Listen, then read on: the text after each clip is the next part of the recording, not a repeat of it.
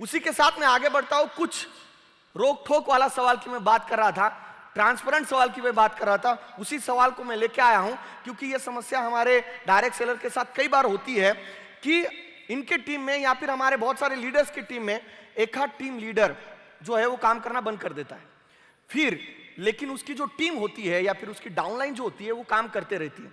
तो ये जो परिस्थिति निर्माण होती है, तो इस परिस्थिति का निराकरण कैसे करना चाहिए, मैं आपसे जानना चाहता हूं।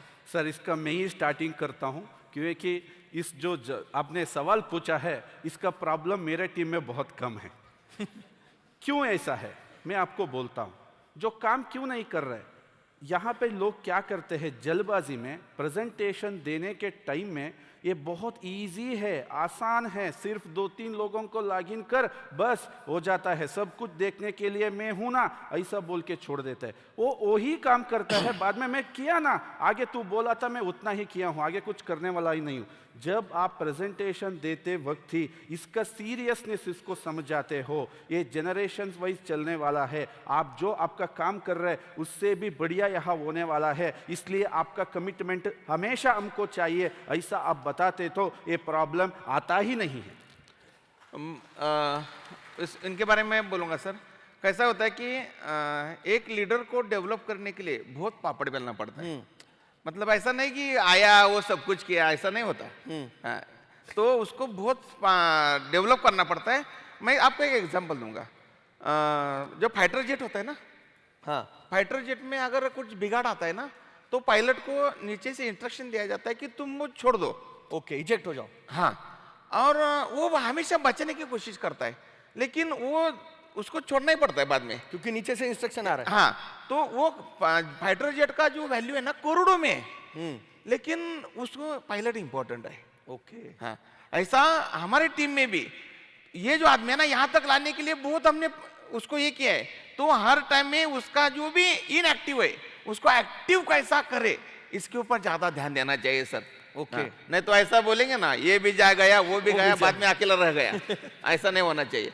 तो हर एक आदमी को, जो भी नाराज लोग है उसकी नाराजी क्यों है, क्या है, वो अगर समझ के हम लाते तो उसको एक्टिव बना सकते हैं। ओके सर, सत्यान सर ने सही कहा। यानी अगर सीनियर काम नहीं कर रहा है, इसका मतलब ये है कि वो पहले काम करता था, यानी फिर अभी क्यों नहीं कर रहा है, यानी उसके रूट तक जाना जरूरी है।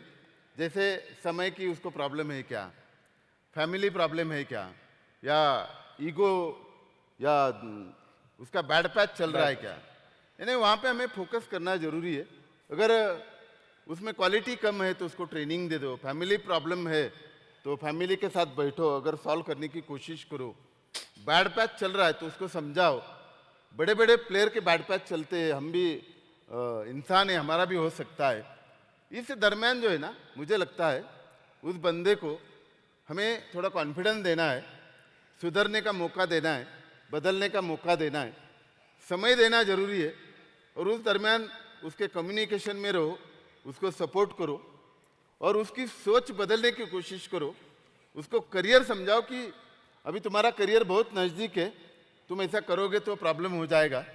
और मुझे लगता है कि इसमें से 80% लोग बदल जाते हैं, फिर भी कुछ लोग रहते 20% जो बदलते नहीं। मुझे तो लगता है उनको छोड़ दो भगवान भरोसे। यानी और यानी कहने का मतलब ये है, और जो डाउनलाइन अच्छा काम कर रहा है उसको हाथ में ले लो और आगे बढ़ना जरूरी है जी। सर, मैं यहाँ पर कुछ बोलना चाहूंगा। देखिए, डायरेक्ट सेलिंग इंडस्ट्री में एक कॉमन बात है। हाँ। मुझे नहीं लगता है जो ऐसा कोई भी यहाँ पर होगा जो जिसके टीम में ऐसा नहीं होता है। हाँ। हर किसी के टीम में ऐसा होता है, लेकिन सच में आप एक ग्रेट लीडर है तो आप जितना भी बड़ा लेवल आप अचीवमेंट किए होंगे, उसके बाद भी आपको ग्राउंड वर्क कभी भी भूलना नहीं चाहिए। आप आपका नीचे का ग्राउंड वर्क के साथ आप अटैचमेंट रखेंगे, कम्युनिकेशन को स्ट्रांग रखेंगे, नीचे का लीडर्स को भी आप उसका वैल्यू उसको आप देंगे, तो कभी मिडिल का लीडर काम छोड़ के जाए, काम करता है कि नहीं करता है, ना आपको फर्क पड़ेगा ना नीचे वाला लोग को फर्क पड़ेगा, और आपका बिजनेस कभी भी डाउन नहीं होगा और अच्छा लेवल में ग्रोथ के साथ आप आगे जा सकते हैं। क्या बात है जी सर। सर, इसमें मुझे कुछ कहना है। देखो सर, आपने एक पहले मुझे सवाल किया था तो उसका जवाब मैंने ये दिया कि नेटवर्क मार्केटिंग ये बिजनेस लोगों का बिजनेस है, तो इसलिए हर व्यक्ति महत्वपूर्ण है। मुझे लगता है कि ये जो इनएक्टिव आदमी है ना, कि वो अभी इनएक्टिव है ना, लेकिन पहले तो उसने काम किया है, पहले एक्टिव था वो। पहले वो एक्टिव था, अभी वो है।